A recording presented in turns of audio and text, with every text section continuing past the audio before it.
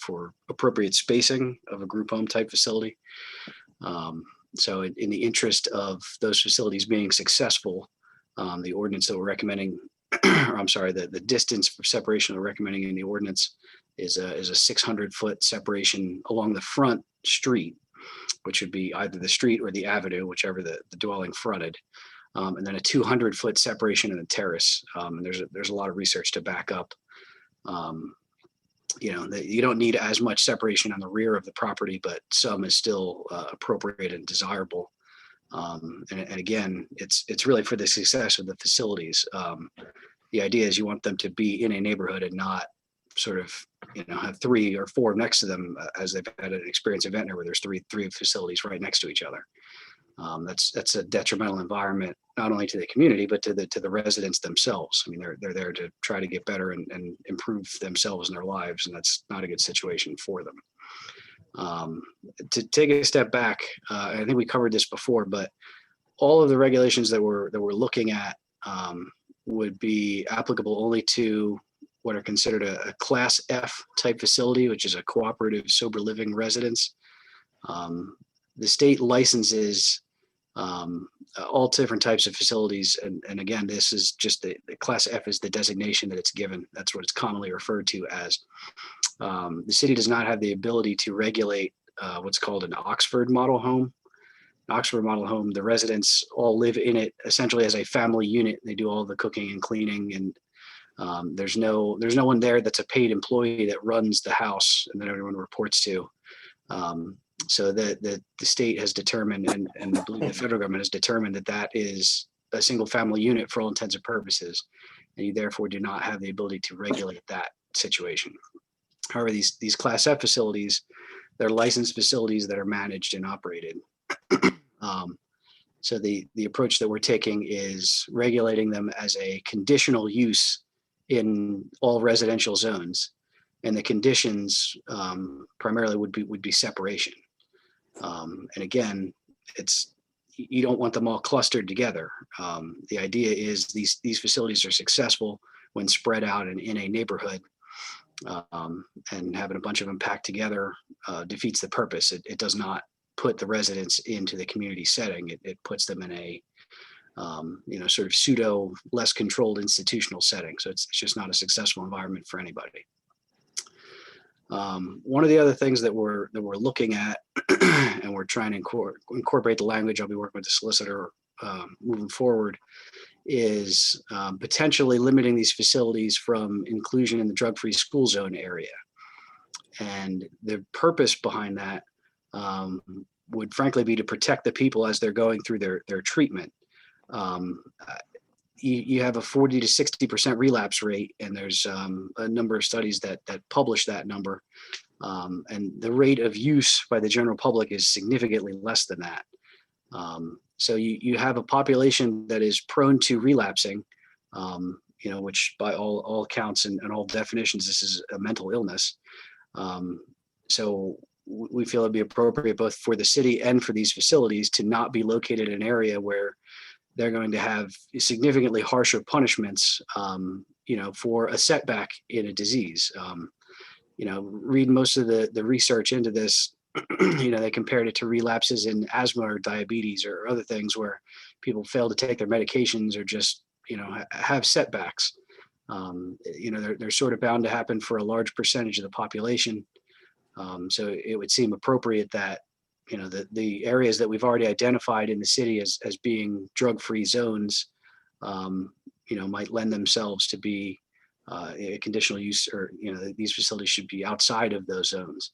So again, we'll be working with the solicitor trying to pin down the language on that, but that's the direction that we're going. For those of you who are not familiar, I believe the drug-free school zone is 1,000 feet from a school facility, which in Egg Harbor City would be the school on Buffalo Avenue, the community school, and the high school. So there's not, it's not a ton of facilities, and it leaves the vast majority of the city, not exempted or not in those restricted areas. So again, we'll be working with solicitor trying to pin down the language, and we'll be bringing back a full report with those recommendations sort of enumerated. But that's the direction that we are are heading in at the moment. Brian, can I ask a question about the group home ordinances? Please. So when you say 600 feet, so does that mean like on the 100 block of St. Louis Avenue, there could be two homes, one across the street from the other, or on that street there would only be, in that 600 feet, there would only be one? Sure. So that's a good question. It would be 600 foot of frontage along that street on either side of the street. So the vast majority of the studies that look at this and look at neighborhood interaction say that essentially you have a much significantly higher probability of interacting with the people that are in your immediate vicinity on your block for all intents and purposes. Once you get past that block limit of 600 to 660 feet, the odds of a frequent interaction with people because they're your neighbor and not for other reasons go down to a minuscule, fraction of a percentage. So essentially what you're trying to do is you're trying to let this facility exist in a neighborhood where it's surrounded by other single family uses and not, across the street from two other facilities where you're going to run into people in the same situations. Essentially, these facilities are most successful, it seems, based on research, when they have less than 10 residents and they're isolated from other similar facilities, other people in similar situations. Essentially, you have that relapse rate to keep in mind. Anytime you're mixing with other people in other facilities who are not going through the same program as you, not living with you, there's a higher likelihood of relapse in those situations. And again, there's a whole bunch of studies that speak to all of these things that are being compiled as references. But that's sort of the short version. Thank you. Go ahead, Lisa. Well, I was just wondering, there are two questions. Has the drug-free school zone ever been tested in the courts yet? Independently of this situation, or? Yeah, like, is it solid? Like, can we really use that?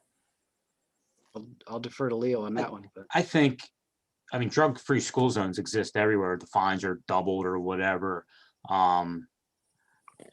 Whether that's been tested in the context of group homes, no, not to my knowledge. I'd have to double check that, but I don't believe so.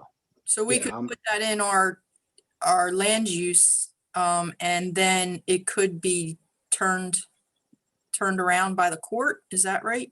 Yeah, the school using the drug-free school zone map as one of the conditions for the use is not something that we've been able to locate elsewhere. So it's a unique approach, but it's sort of intuitive. You have a facility that you understand if you have 10 residents, 4 to 6 of them are going to use illicit substances in an area where they are explicitly banned, and like you said, doubled fines and things of that nature. Right. So, the intent sort of lines up with the residents that you're going to have at that type of facility.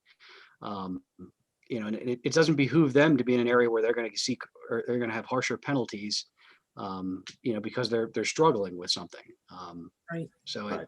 It would seem that the facility would be better located for all intents and purposes, both for the school and for the residents outside of that school zone. Okay, and then I guess I just Googled how many feet is in a tenth of a mile. That's how big our blocks are. It's like 528 feet. So 528 is a tenth of a mile, but the block lengths are exactly 600 feet. They are? Yeah, in Egg Harbor City, you're 600 foot blocks. You're 48.33 foot wide streets. You're anywhere between 60 and 100 foot avenues, and you're 30 foot terraces. So if it's set up by blocks, though, the blocks are actually 600 feet long. That's Yes. Yeah, the block faces in Egg Harbor City, each block is 600 feet long. The frontage along each block is 600 feet. Okay. So that would make it, if you had one of these facilities on the corner of an avenue and you went all the way down to the other one, the next one couldn't be until the following corner. Gotcha. It essentially would wipe out that whole block, but it generally speaking would not extend across the street to the next block. So that's the idea. If you have one mid block, you're going to be mid block on either side. If you're at the corner, it eliminates the rest of the block. That's the intent. Sounds good. Thanks, Ryan. That sounds really good. Of course. Hey, Ryan, I have a question. Yes. Are there any potential like ADA issues? Because if someone says, I did use and I'm in this this Oxford home or this sober living facility, either one, and they say, well, I have ADA issues, and if you're limiting where I can live, you're saying it's a school, but I'm not taking drugs, and I don't plan to take drugs, but I'm just living here, and this is my family quote structure with a whole bunch of people like me. Sure. So to differentiate, I know it sounds like splitting hairs, but the Oxford model homes, this would not apply to them at all. This would only apply to a Class F regulated facility. And those are cooperative sober living residences. So those are explicitly people in drug and alcohol rehab and treatment. Could there be a challenge to it? I'm not going to tell you no, absolutely. I mean, anyone can challenge anything for any reason, but and again, using the school zone, I don't see any explicit precedent for it. The best recent work was a study that was done in Woodbury. If you're interested in the topic, I'd strongly encourage you to look it up. It's about 30 or so pages, and it is an incredibly thorough and detailed review of the history and the sort of the pitfalls and what the objectives that we have in trying to have some type of regulation for these facilities. I am not going to pretend to try to replicate that effort, but I will refer to it ad nauseum because, to be frank, they did a very good job putting that study together. There are high quality references, and there are many of them. But that one does not approach the school topic. There are most of the references that are applicable to this are out of state, are not in New Jersey. There are many in Arizona. There are a few in Florida. A few in different places. Atlantic City has had, some experience with this, I'll say, Ventnor as well. And, we are trying to take a different approach than it seems like things went a little adversarial in Ventnor. In Atlantic City, I understand there was or is still a challenge to that ordinance. So the city originally had an ordinance that mimicked that and repealed that. So we're just trying to take a different approach at it, and facilities have started to crop up a little more in the city, but we feel it's sort of ripe for it. You have an aged affordable housing stock. You have a simple block pattern. You have a downtown that people can walk to. So you have attractive amenities and features for these types of facilities.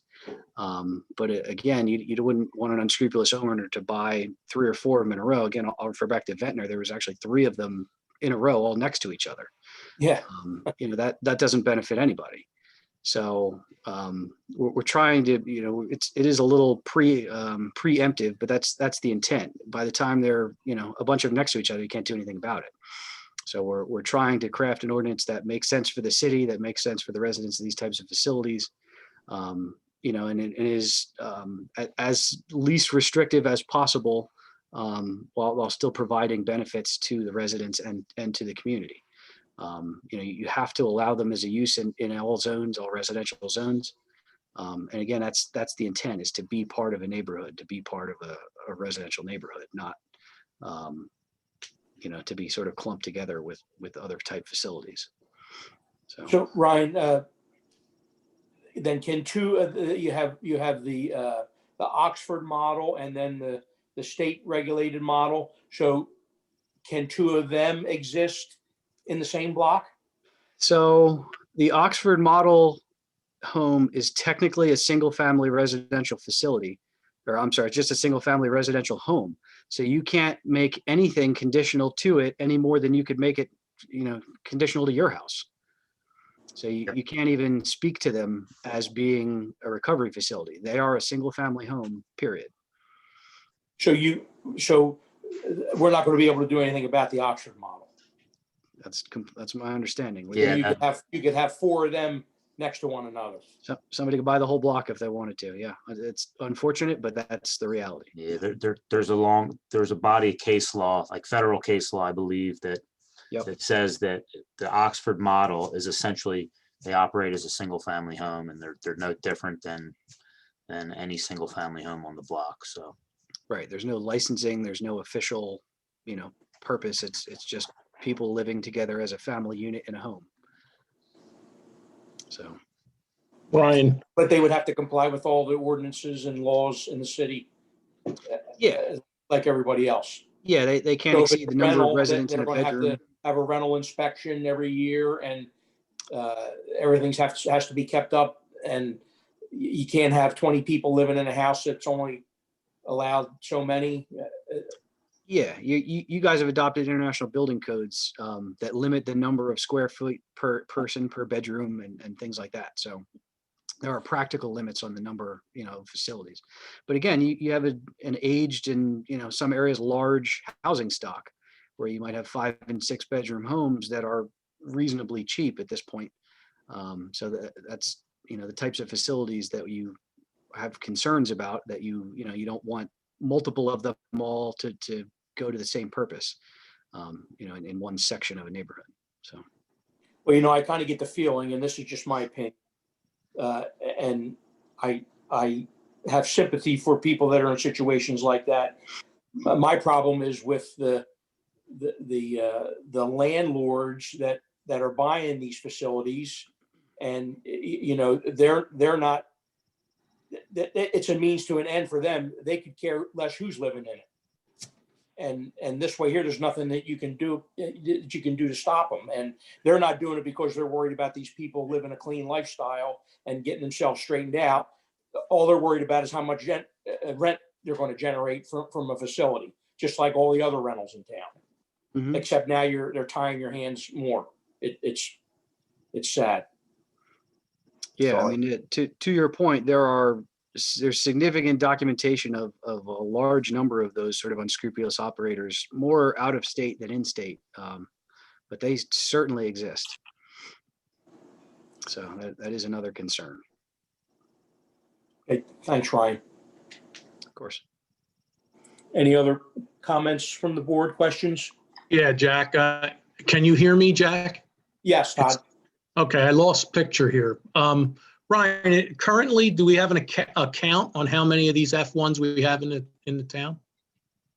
I do not. I believe that code enforcement has track of, I think it's 4 or 5 group homes in the city. I'm not aware of how many are Class F licensed or not. I believe Ms. Costigan, the city solicitor, was looking into that and working with the DCA to try to, better understand how their review process works. And frankly, one of the challenges that we came across was, what is the trigger point, and how do you, at what point do you address one of these facilities? When they come in for a CO, because they don't come in for land use board approval or anything like that. So the conditional use made it such that when they apply, it will go to the zoning officer, and they'll have to disclose what type of facility it is. And then they'll have to meet the conditional use standards. And that they won't have to come to the board as long as they can comply with whatever those standards are. The standards, again, primarily being separation. Okay. Thank you, Ryan. Mhm. Anyone else? Okay, Ryan, I have one thing, Jack, that, ahead. that's a very important component in that, is that there has to be a trigger, because the other one that brought all this on San Francisco Avenue, we were totally unaware of this until the CO. I think I did mention that before, right, Donna? When they went in for a CO, they were told that what it was then. So there has to be some kind of a trigger for that, because we won't know until after it's too late. Right. And that's, We could take action on it at that time, but why should we have to spend our resources, which means a lawyer and everything else, to get them out of there? I mean, we don't want that to happen. yeah, that was the idea with the conditional use standards, because they will have to apply, whether they apply for the CO or whenever it is that they come to Donna. they'll need to meet those conditional use standards, and they'll be in the ordinance, so they'll be aware of them prior to applying. So Ryan, then, as far as any action from the board, this ordinance has to come from city council.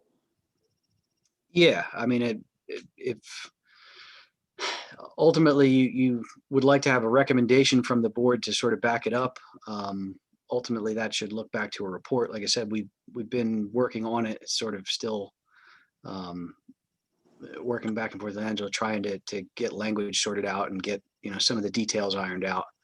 But ultimately, they will want the board to adopt a separate report, or as part of the reexamination, something to support the ordinance that's being proposed.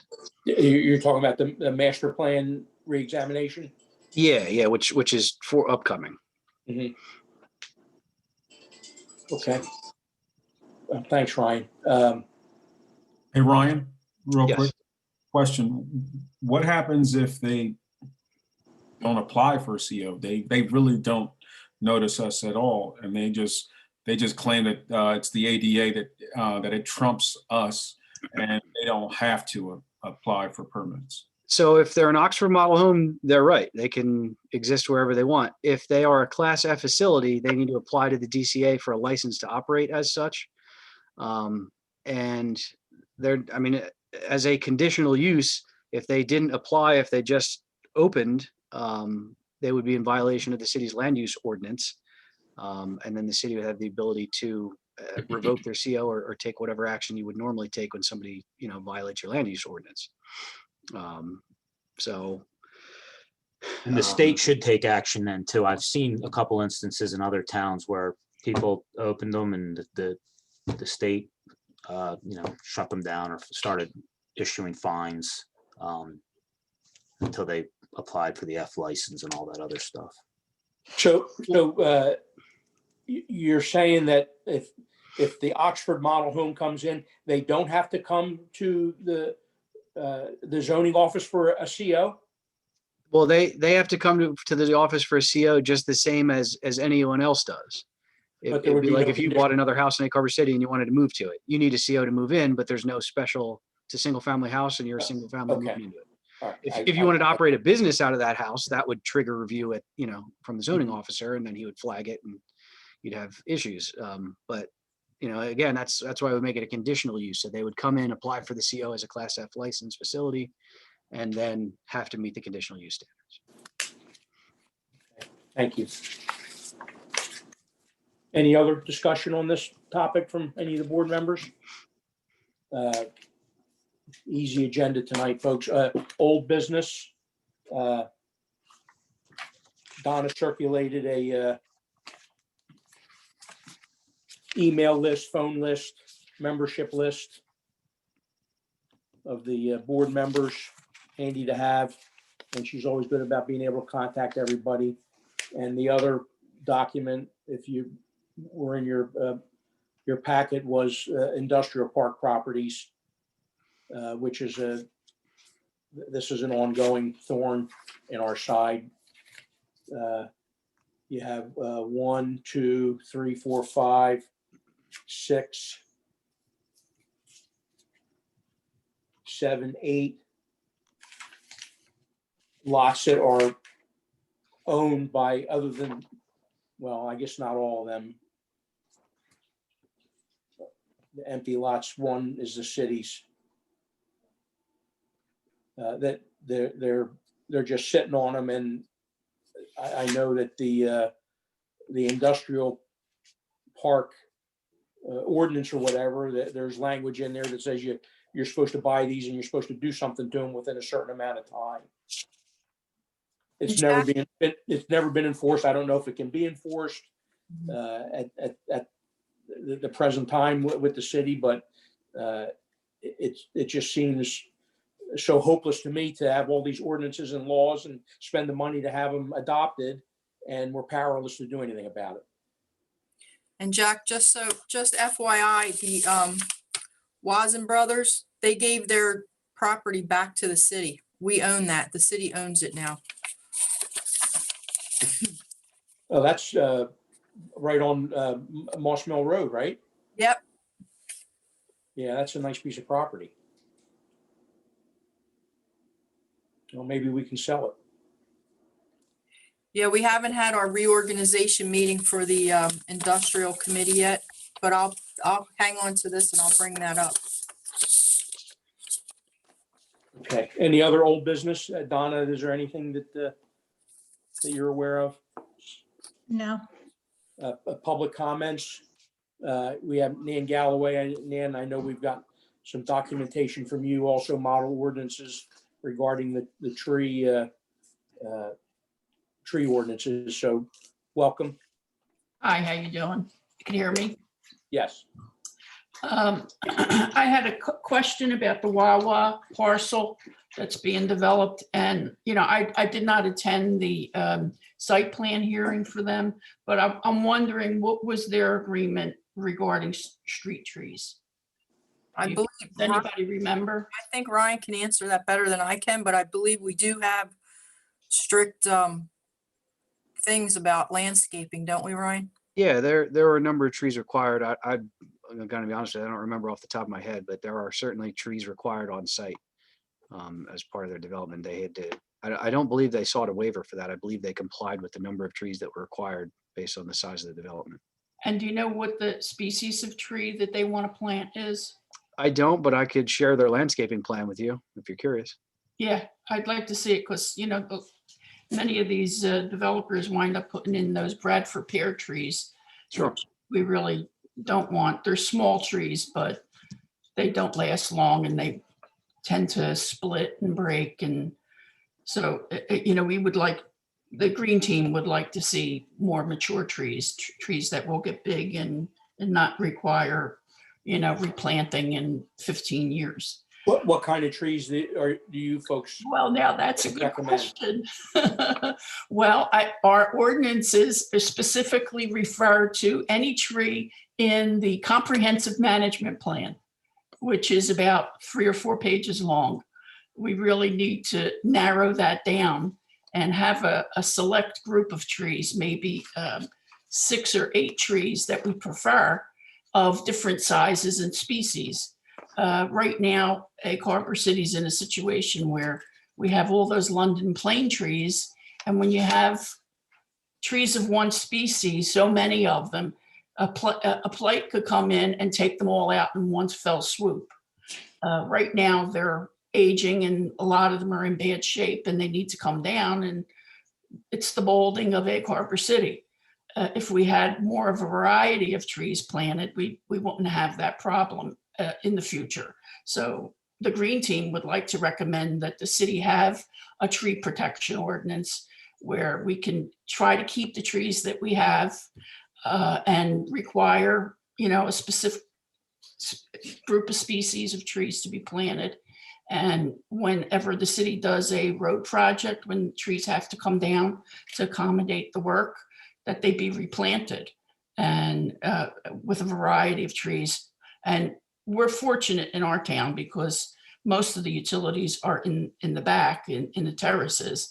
And we have the ability to have these huge trees lining our streets, which is when you talk to people from out of town, that's what the city's known for. Oh, you have those beautiful trees. Well, we're losing them. And I'm really concerned that every time a tree comes down, you see what's behind it, which is not always perfect. So one of the reasons why I wanted to attend your meeting tonight was to, you know, because I'm concerned about the master plan and that it could set like an opportunity to move the city forward in a positive way for the next 5 or 10 years. I can't imagine, when was the last time the master plan was done? It was a long time ago. Over 10 years. 10 years, right? Well, and this, frankly, this is, I think we're looking at a sort of minor re-exam. We're going to look at the. I know, but certification after such a long time, shouldn't Oh, we I know. really be doing the job the right way? I hear you. You know? So Ryan, the design standards that were developed years ago, I guess even before the downtown, and then I know Tim Mickle had a big hand in that, but Mhm. is there language in those standards that address trees? Yeah, so species? Your ordinance, anything we do in our ordinance has to be reviewed and approved by the Pinelands Commission. I believe the reason we list the native species and provide all the species that they have on their list is because that's what they strongly recommend, which a lot of times translates into require. So they're looking for native species. They just don't want you to plant a Japanese maple. They want you to plant native species, native plants. So that's their primary concern. I was able to get the landscaping plan real quick. There are 48 trees, if I can do math in my head quickly, right? There are 13 red sunset red maples. There are 14 black tupelo, 7 London planes, and 14 white oaks. Where's this? At the Wawa site? Yep. Wow, that's a lot of White trees. oaks? 14 white oaks. That's a mistake. Jack, you look really excited. Well, listen, I love They can oaks, have but some of they mine. don't last. Well, I remember when they did Philadelphia Avenue, and I attended all those meetings because I was writing for the Egg Harbor News back then. And they toiled over the fact that they could not figure out what type of tree to plant on Philadelphia Avenue. Oh, And we didn't spoil, man. We knew exactly what we wanted to plant, and that's what we planted.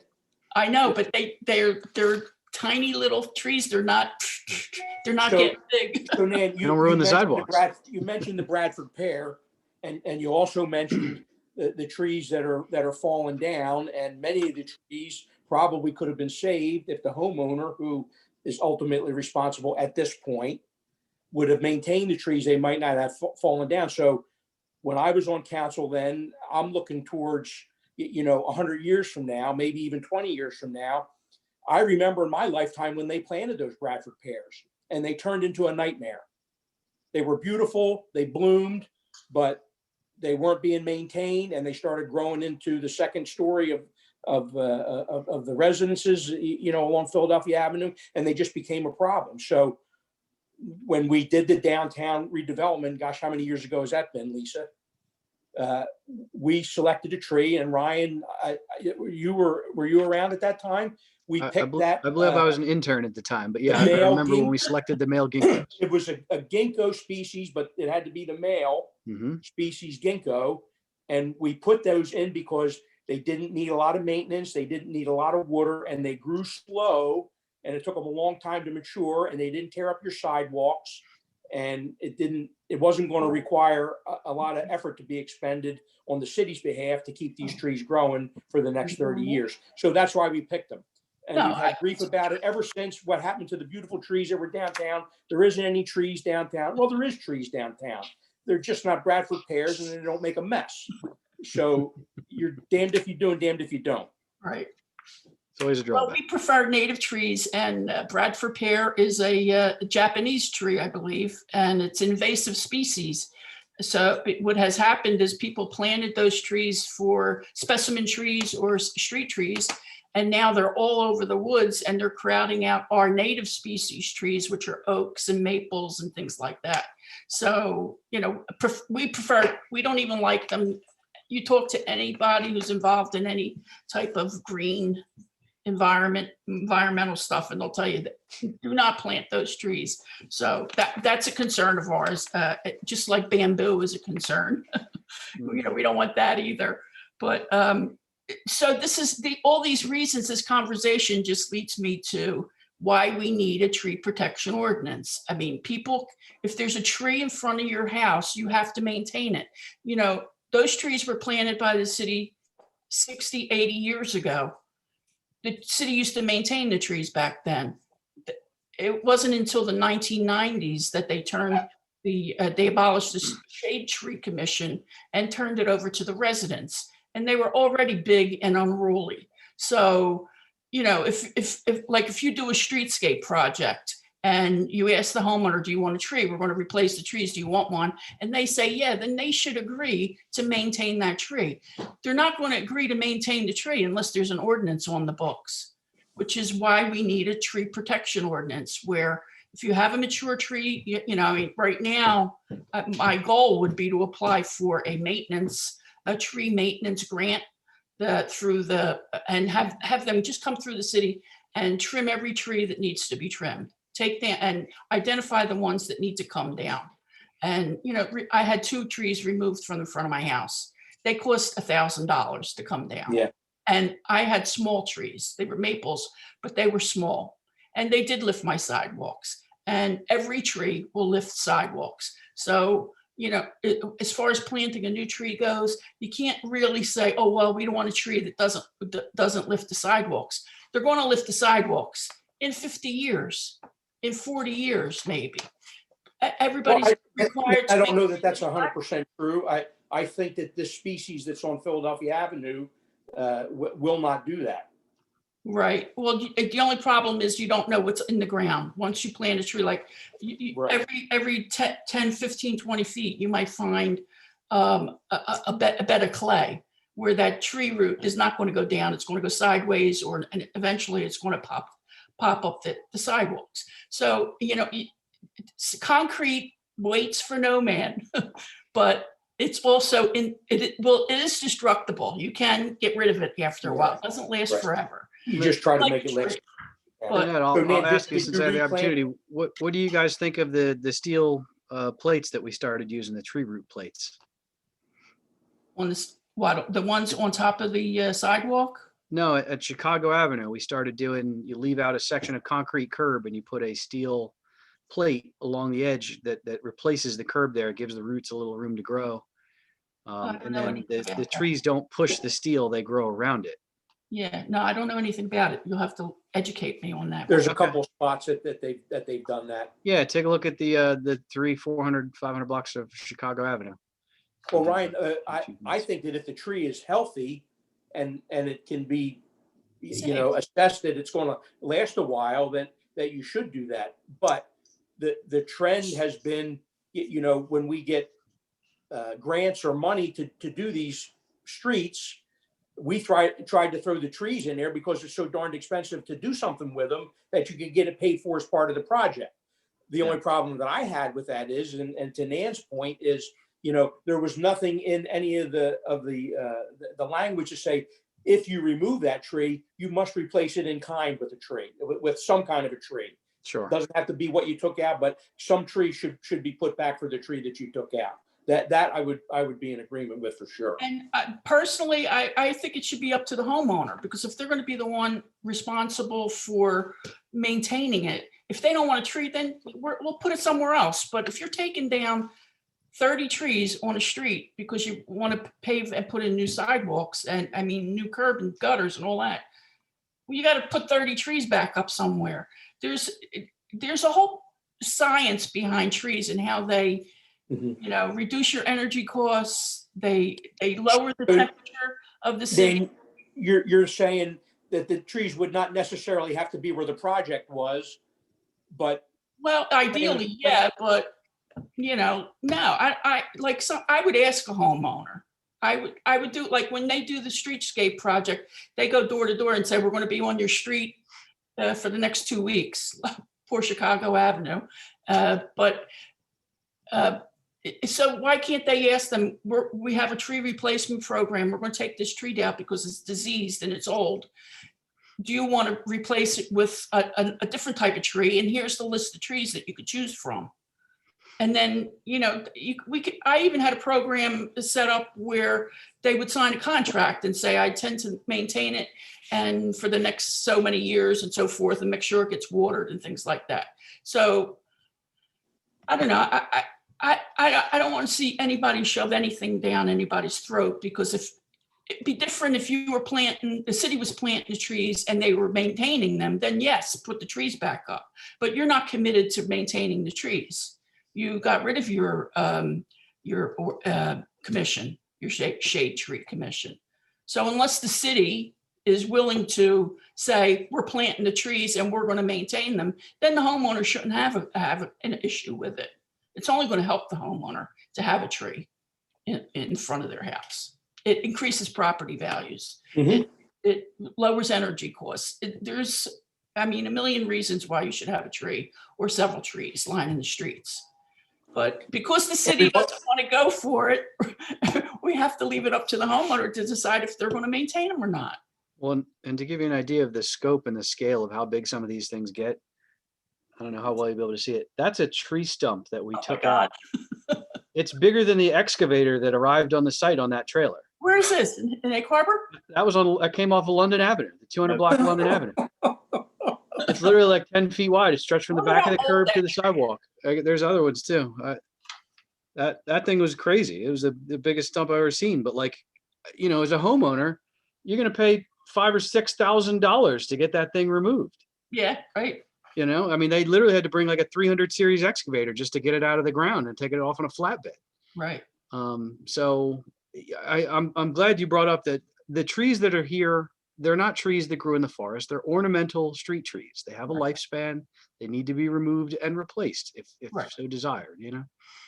Well, So, our main concern is that the city maintain its character, and trees are the most recognizable feature for people from out of town. We're trying to create a positive image of the city. We can't go bald. Sorry, Jack, no offense. None taken. But that was only one issue I had. I wanted to talk to you guys with tonight. Can I say something real quick about that Yeah. though? I'm sorry, Lisa, you had your hand up and I wasn't paying attention. Go ahead, Lisa. No, that's okay. It could be either for Nanette or Jack, because I've always been told, as Nanette just informed us, that since we abolished the shade tree committee, that the residents had to take care of their trees. Now, a year ago or so, we tried to investigate where that actually came from, and nobody could find any evidence of that whatsoever on the books. Do you guys know where that would be written? What? That was back in the 90s, so I To wouldn't know that. Nanette's point, I don't believe that it's explicitly enumerated in the ordinance. I think they Generally did by speaking- resolution. Yeah, well, that could Never be. find that then, but But I mean, the sort of enforcement track that we've taken has just been off of sort of other experience. I mean, I'll defer to Leo if there's case law that speaks to it, but you know, my understanding is we're sort of operating off of state standards, not a municipal ordinance. Well, there are other municipalities that have really detailed tree ordinances, and someone at a meeting suggested go to Cape May because they have a really stringent one. But unfortunately, Cape May's tree regulations are interspersed all across their codes. There's not one chapter for trees. Hamilton, I think, has a chapter for trees. Galloway has a chapter for trees, which, you know, they can be customized. Ours doesn't have to be as elaborate as theirs are, but, you know, we want to maintain our tree-lined streets. It's a main feature of the city, and I just see them coming down week after week. There's another tree gone, and I don't see anything going up, and I'm concerned about that. But I had other stuff too to talk have you been about. on New York Avenue lately, the 200 block? No, what's there? Bring a box of tissues with you. It's like a slaughter, the tree slaughter. Of that project. Why? Did you What's- see it, Jack? No, It's one of our friends' properties. Donna, you know what it is. It looks like someone slaughtered a forest. There's trees, branches, stumps, 240, what is it? I shouldn't say it, but just say the 200 block of New York Avenue. Go take a look at it. You're gonna, the application that we approved in the past few I don't months. is it? No, I don't think so. I don't think so. It's a privately owned home that is not inhabited. Is that correct, Donna? I don't think there's anyone in there, no. Exactly. But I know it looks really bad right now, but I think they didn't get a chance to get over there and start cleaning it up because of the weather. Well, we always want to think No. positively, Donna, but traditionally that's not the case. But let's be hopeful. Yeah, In some of those other municipalities, you have to get a permit to take a tree down, Yeah, I read that. right? There's other issues. I'm talking mainly about the master plan. There's other issues. I think that I don't know how extensive Ryan's work is going to be, but I think we need to ensure that we're incorporating environmental issues throughout the whole thing. For instance, maybe, and encouraging solar and geothermal and wind energy. Yeah, I don't know if that's incorporated at all in any of our developmental ordinance. That was one issue that I would like to see investigated. And incorporating public art on major projects, like if somebody puts up a big building like they did at Rittenberg Manor, like to see some kind of public art erected with it, like maybe a sculpture or maybe a mural if there's a blank wall, things like that. The other thing would be, I had a question, is the master plan review going to include anything about cannabis and cannabis production or consumption, things like that? So it'll sort of depend. That the reexamination will need to look at the existing zoning and what potential new uses have emerged in the last 10 years. I mean, I can tell you we've gotten interest in people who are interested in some type of cannabis production facility in Egg Harbor City. Some of the inquiries have been very well founded, and others have been clearly didn't know what they were doing, just trying to start something. So I've sort of directed people. Our interpretation is that it would be a permitted use in the industrial zone.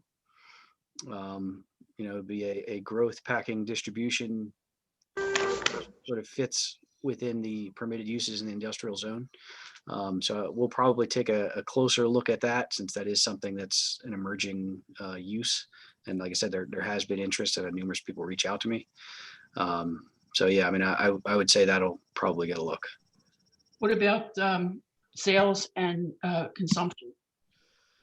So my guess is that the state is going to regulate the sales, and they're going to have to issue some guidance on the consumption portion. I don't know that the municipality wants to go out and attempt to regulate the consumption, certainly without having any idea of what the state law is going to look like. And then for the sales portion, we'll have to incorporate it, but my guess is it'll be classified as a retail store, or I don't know that it'll have an independent land use per se. I suppose you could prohibit a dispensary, by calling it out that way. But by the same token, I think you could interpret it to be a retail store, if that's how the city wanted to interpret it. So, how liberal do you want to be with it? Do you want to address it head on, or do you just want to let it, go into the commercial zones where any type of retail use would be permitted? But Ryan, that was, if I remember correctly, with the Boat Works guy, Dr. Trocchi. Mm-hmm.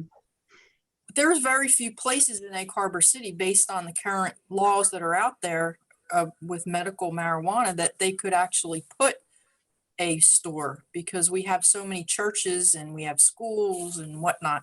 Well, so that, I think what Nanette's getting at is that based on the referendum, I guess it was a referendum, during the last election, the legalization passed overwhelmingly. So the state legislature is working on essentially a complete overhaul of cannabis laws and regulations at this point. And what will come out of the back end of them will be a completely revamped set of guidance, at least presumably, to accommodate legalization. The medical marijuana structure is completely different than what should be emerging in the next couple months to a year. So, I mean, frankly, I think the best course of action for the city is to just wait and see what comes out of there. There's no sense guessing. It seems like nobody knows at this point. And then react once it's on the books, take a step back and look at how it impacts your ordinance of what you envisioned. And then, like I said, figure out, do we want to take it on and try to pin it down to a certain area, or do we just want to let it be a retail commercial use? And then, like I said, on the growth side, it sort of slots neatly into the industrial zone. I don't think, unless the state offers other requirements for growth facilities, I don't think we want to overregulate that side of it. I think you would just want to let it be an industrial use. And, if somebody wants to put an industrial park or another industrial area, have them come to the board and get their approval. Well, retail is essentially the same as the liquor store. Yeah, exactly. But other communities are looking to do it. And I'd hate to see us, Egg Harbor City, who's looking for ways to rehabilitate our town and attract people here, miss out on the opportunity. because we waited too long, or, now the market's saturated and. Well, you picked the right word. You guys are a federal opportunity zone. So I think that as investors flock to that space, that will be an attractive feature. The entire municipality is listed as a federal opportunity zone. So you can take investment income from other investments and invest it here. And there are tax benefits to investing the money for 5, 7, and 10 years, I believe, are the terms. I'm not positive on that. But essentially, they're encouraging taking profits from other things and making long-term investments in opportunity zones. So that's something that has spurred interest both in the cannabis market and in other markets. I don't think that we have anything on the books that would be overly restrictive at this point. If the city from day one decides to view them as a retail facility, then they go in the commercial zones where retail facilities are permitted and have a full set of regulations that apply to them. On the growth side, again, I think they meet the industrial use. You have an industrial zone, you have existing buildings, you have vacant land in the industrial zone. So someone just comes in with a site plan for an industrial site in the industrial zone, and you're off to the races. But doesn't that need to be put into the master plan to, when somebody comes to the city to show them that's allowed here, or it's not allowed here? If that's a new permitted industrial use in the state of New Jersey, and we have an industrial zone that meets, all of the definitions of that new permitted use, then, you can bring your industrial use here where we have our industrial zone. There's no need to specifically speak to that. If the city wants to advertise it in other ways, or, put some kind of footnote in the ordinance to clarify that this does include, growth facilities. But I mean, starting down that, you could footnote it all day and add 1,000 different uses. An industrial zone is supposed to be a broad classification. You list some generic criteria, and if you meet those criteria, you're an industrial use and you can go here. So I think anyone who's looking at indoor growth, packing, distribution, with the exception of the growth, Rest Deli Seafood is packing and distribution. So it's a very comparable use to what you have in industrial zones now. Ryan, Yes. I have a quick question, because you had mentioned the opportunity zones. Do we have an opportunity zone, the industrial zone? Does that also qualify as an opportunity zone? The entire municipality of Egg Harbor City is an opportunity zone. Wow. Yep. That's big, Carl. Yep. City council should be trying to market that. in some way. Market, that's a good word. I like that word, market. We did, we worked with the county because when the federal opportunity zones thing came out, they got with Egg Harbor Township, they reached out to us, and supposedly they put together some like a marketing brochure for like real estate trade magazines and stuff like that, where they were trying to drum up interest in Atlantic County, not just Egg Harbor City, but they did reach out to us, and we provided a bunch of information that they were promising to include in those marketing materials. Yeah, I gave them a bunch of addresses of buildings and businesses and whatnot, and hopefully they were included in that, but we never did see it, did we, Ryan? I never got a finished copy. We got some drafts and things like that, but I don't subscribe to real estate trade magazines, so they didn't send me a copy. And I just had one other suggestion, and that is that when developers come along and that they can provide the city with digital documents that could be posted to the city's website. They're doing it in other towns. They do it in Ventnor, and they do it in Margate. And I work over there, and I'm able to pull up everything and just review whether or not I should attend that meeting. That's my main concern, is like, should I bother going to a long drawn out planning board meeting, or can I look at the plans and see, oh, they're definitely going to approve it, or that's going to be controversial, I definitely want to go. So that, I don't know if, I think Ventnor did that by ordinance. They should be up there on our land use board website. We're still learning, man. Donna has been trying very hard that any documents that are electronically saved, she has been sharing, and they're available on the website, on the city website, and the whole pandemic thing has created that, but we're not good at it because we've never had to do it before. So it was always easy to just make copies and give them to somebody. Now we have to think about that ahead of time before we do it. And we don't hit it every time, but I think we're getting better at it every meeting. That's great. Well, I'm chair of the Sustainable Jersey, Sustainable EHC, and we're up for our renewal of our bronze certification this year. And that particularly is an action item that we can earn points for, is making your planning and zoning more accessible to the public. So that would be an action item that, if we could get the developers to submit everything and get them posted on the city's website, we could submit that for recognition, and it'll help us get that certification. So, but I thank you for your time. It was. But thank you, Nan. We love to see people from the public because we so seldom do. And I don't think it's because they can't get their documents online. It's just that there's just a handful of us that. No, I just read a conversation online today about the water treatment plant sale, and that wonderful meeting that was held, that was attended by 35 people or 40 people. That was a lot for Egg Harbor City. And all they did was complain that nobody went and there was nobody there. And I thought it was a great meeting. And it's great that it's published on the website. So if anybody has any questions about that particular issue, they can go get all their questions answered, because when I stepped into the meeting, I had a list like this long of questions, and every one of them was answered before I got to my last question, which was, when are they going to paint the water tower that I have to look Hey, at? Jack, can I interrupt real quick? Go ahead, Mike. Can I ask to be excused from the remainder of the meeting? We have a fire call. Yes. Thanks, All Mike. right. That's it. Good luck. I'm glad that you found the meeting beneficial. I'm glad we answered all your questions. That's That good to was a hear. really good meeting. All right, thanks, Okay, guys. thank you, man. And there is no other public at the meeting. Is there any board members, questions or comments?